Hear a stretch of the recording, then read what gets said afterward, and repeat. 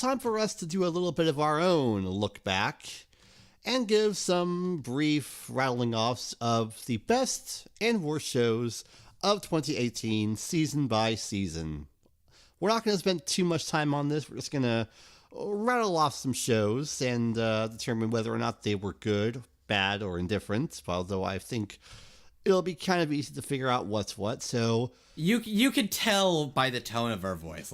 So here's what I'm going to do. I'm going to list the show, and we'll all just say a couple words about it, just because we got a lot to cover and not a lot of time. That sound like a plan? Sounds like a plan. Oh, boy. Okay. Yeah, I'm going to try not to say too many words about, certain... or other... I know which one you're going to want to, hold the house for. I know which one. I think I know which one as well. Okay, Would that be Darling in the Franxx? Oh. No, he wants to talk about good mecha shows. No. He had it right actually. He was going to say something about Frank. Oh, okay. Well, damn it. You make me look like a fool. Anyways, let's do this. Let's do lightning round 2018 anime edition. Okay. A place further than the universe. Go. What the else do I even need to say? Literally the crowning achievement of anime this year, period. You owe it to yourself to watch it. Get me a Blu-ray, get me a dub, give me the royal treatment. This show deserves it. Okay, yeah, it was literally one spot below Crybaby, which really surprised me. Okay, but anyway, yeah, Crunchyroll. Dumb it, don't be stupid. Yes. Boy, we started strong. How about After the Rain? That was a very good, very compelling show that should also hopefully get a dub eventually. This is one that definitely fell on my radar because of Amazon, but it's one I really want to watch. I mean the no Japanese deal is over, so maybe Sentai will pick that up. It seems like it would be up their alley. So all right, okay. How about Cardcaptor Sakura Clear Card? I did not see that because I have not seen it over the original Cardcaptor Sakura. So I'm not enough into Cardcaptor myself, but everything I saw about this looks like a very lovely show, a very lovely continuation. The people who dubbed it definitely had a lot of consideration and effort went into it. This looked really good. This was not my kind of show, but fans of Cardcaptor seemed especially really happy with this one, and I'm glad for them. Also, I'm glad I could say the fact that literally the two gay characters are played by Bakugo and Deku, and that's just hilarious casting. A plus Caitlin Glass. Okay. Citrus. I kind of said it already. I don't hate this show. It's kind of trashy. It's kind of melodramatic. Neither of those are bad things. I like its side cast more than I think one of its main girls. Its main character, I actually really like her.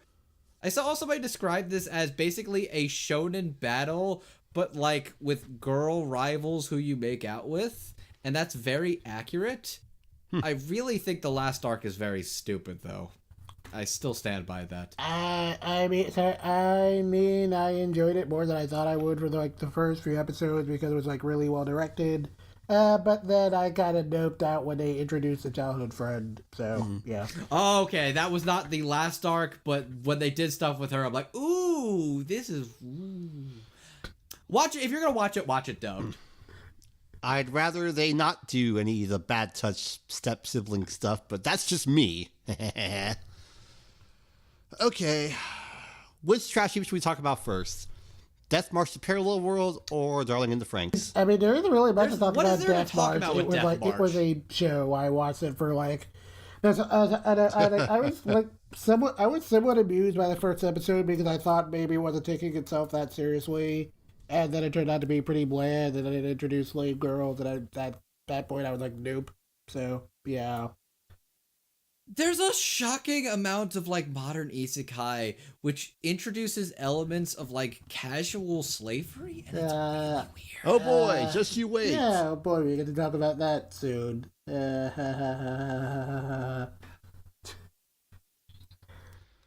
You hear that? Those are the chickens coming home to roost. Okay, cock-a-doodle-doo. and speaking of Yeah. Darling and the Franks. I mean, like, man, my feelings on this show are so weird because, like, I mean, it's so weird looking back because everyone was like really excited for that, like before it came out. Where I was kind of like, I mean, it's a Trigger thing, sure, whatever. Like, I didn't really look at any of the pre-release material, so I just kind of went into it blind, and I was like, at the beginning, I was like, okay, this seems okay. It's like it's a little obtuse, but it might go somewhere interesting.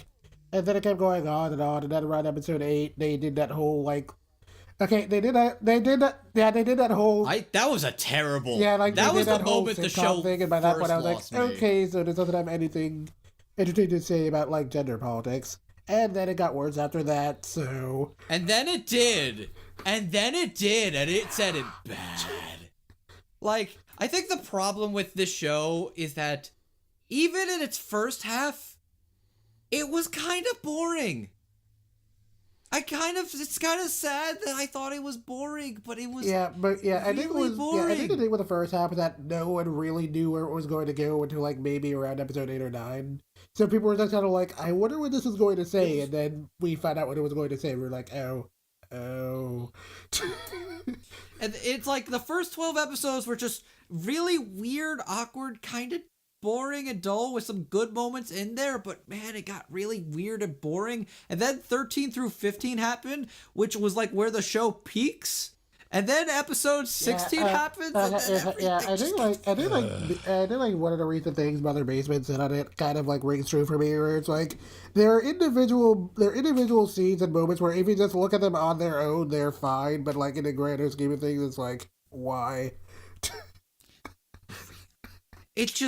It's so messy and so strange, and it's so well put together. You can tell there's a cast that gave a shit about it. You can tell there's a crew that like was trying. The writing was something. The dub of this is spectacular, which I'm not going to deny. Nobody's going to fight that. It's a great dub.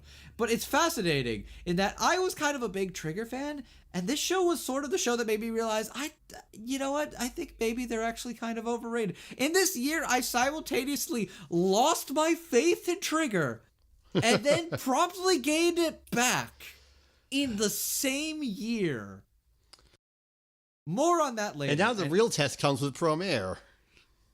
Okay, look, Imaishi gives me the good shit. I'll be shocked if he lets me down. Okay, yeah. So basically, the lesson for Darling and the Franks: be very careful of this director. So yeah. Yeah. I've learned. No, Prime Minister Shinzo Abe, I will not procreate for your great country. Okay, look, the best thing to come out of that is the Shinzo Abe means. I don't care. It's still funny. All right, so how about a trio of small shows? Hakame and Mikuchi, How to Keep a Mummy, and Teasing Master Takagi-san. Hakame Mikochi is gorgeous and adorable and very pleasant. Teasing Master Takagi-san is very cute and weird comedy, which I know some people don't like the dynamic between the two. It's mostly fine. I just think the one time she makes him fail a test was a little much. The rest of it was kind of cute and fun and weird. What was the third one? How to Keep a Mummy. Oh, the Mummy Show. Yeah. I did not watch this. This one looked cute. I didn't keep up with any of these, so I have no opinions. Well, I got two more for you. Laid Back Camp and Mitsubishi Colors. I love both of these. I mean, like, Laid Back Camp was really weird because, like, I don't know, like, for me, cute girls doing cute things is kind of like, at this point, it's like, I can watch those shows, but they need, like, a really interesting hook. And this one was like, okay, camping, I grew up in the Boy Scouts, so I can relate to camping, and it just feels very comfy. And also, I really dig the opening and how, like, yes, it is basically just a Michael Jackson song, but that's okay because it's really good. Yeah. It's just, Laid Back Camp is just like, I watched that in college when it was very cold out. And it just felt like the animation equivalent of just a warm blanket in my cold college anxiety night. And it was so funny. It's so funny. the timing of it is great. It's also a gorgeous looking show. Like, say what you will about cute girls doing cute things shows. This feels like one of the better ones of these. Like, there's some of those cute girls doing cute things shows that are just kind of ham-fisting it in. This is like a mastercraft of that. Like, I don't consider a place further than the universe of cute girls doing cute things show. I consider that a masterpiece. This show is just a very good, comfortable show. And Meets Emotion Colors is just the Ed, Edd n Eddy adaptation I didn't know I needed. Yeah, that was a very cute show. It also had like a surprising amount of like screen cap worthy lines that were just really amusing, if you take them out of context. So, do you still have the GIF that's just like the panning shot into her face? No, I don't have that GIF anymore, but I do still have that one where she's just sitting on the bed saying, "Okay, let's destroy mankind." Okay, good. Good. I'm done with that's happening, and I'm excited. Also, speaking of Ed, Edd n Eddy, happy 20th anniversary, Ed, Edd n Eddy. Where's my full series set, mother? Come on, Cartoon Network. Yeah. Maybe one day. Okay. Killing Bites, I'll just say this much. It's stupid, it's violent, it's a little bad touch sexy, and screw you, Amazon, for locking this away. It knows what it is. Oh my god, I did not remember Killing Bites was a Witcher show. That film that came out like 3 years ago. Yeah. Man. 2018 was so long. Okay. Dude, 2018's been so long. Yeah. Okay, let's go. We did have a couple of big hitters. 2 on Netflix, being polar opposites, I would say.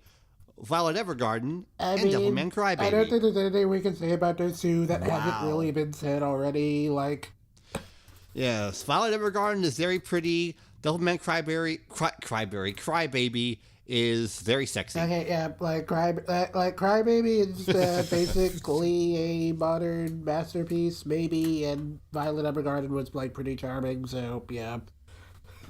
It's the one show I saw not afraid to give us a scene of, banging relations.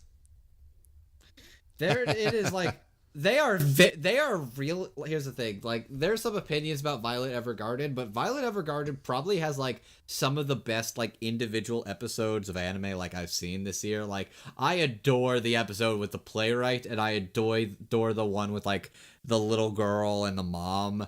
Both of those are phenomenal. Yeah, they're really good individual episodes. That's I wouldn't say the overarching story is bad. It's just kind of like not the most interesting. It's less interesting. I think what I kind of like, I wanted Violet to be more of a mystery than she was. I almost kind of wanted her to be like a Kino figure, where it's like she just sort of traveled the country, helping out other people. I feel like I like her as a character, and I think it's actually more interesting what they do with her in the anime than what I hear in the original material. I think they did a good job with it. It's not perfect, but I very much did enjoy Violet Evergarden. And Devilman Crybaby, what the is there to say about Devilman Crybaby? It is polarizing, it is violent, it is unapologetic, it is Devilman. It is a combination of sakuga porn, gore porn, and just porn. What can I say about it? Episode 9 of Devilman is still probably like one of the most like genuinely like hardest things I've watched all year, with the most beautiful the most amazing ending. part of this whole is it doesn't even on home video release in Japan yet. That is this year. So, which means we now get to see who ends up with it in the States. That'll be a very amusing game. Yeah, we shall see. But all of these shows matter not because you know what else came out in winter? Pop Team Epic. Papa Tepiku. Yes. Look, at this point, you like it or you don't. It might just be because of the recent Toonami airing, but that one does feel a lot fresher in my mind. So. Yeah. Pop Team Epic is Pop Team Epic. Yeah. There is very much nothing like Pop Team Epic. And there are 3 ways to watch it: dubbed, subbed on Crunchyroll, and explicit subbed on High Dive. Yes, the superior. Yep, that is a thing, isn't it? Subs. Yeah.